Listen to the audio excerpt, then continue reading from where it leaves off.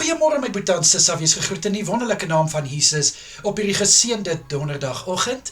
Ek hoop dat julle het 'n goeie nag gehad en baie dankie vir die voorreg wat ek het om hierdie dag saam met julle te kan begin met 'n gebed.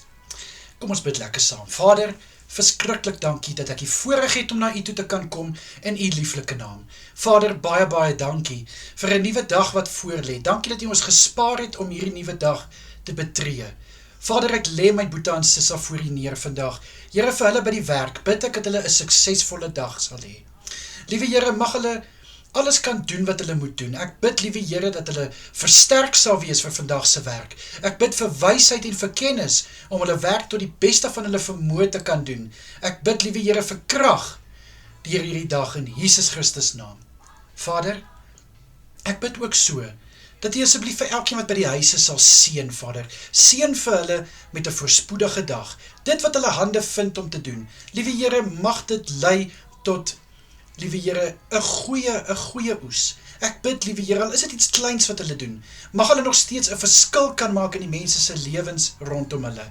Ek bid, liewe Here, dat hulle sal vreugde en vrede baat by dit wat hulle doen. Vader, ek bid vir my boetie en sissa wat gaan slaap of wat reeds slaap na laasnag se werk. Liewe Here, ek bid dat hulle goeie rus sal inkry.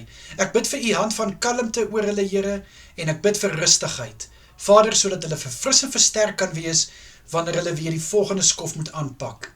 Liewe Here, ek vra dat u asseblief elke boetie en sissa sal beskerm vandag en vir elkeen sal veilig hou waar hulle self bevind.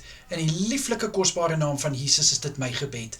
Baie dankie, Here, en alle eer, lof en heerlikheid. Amen en amen.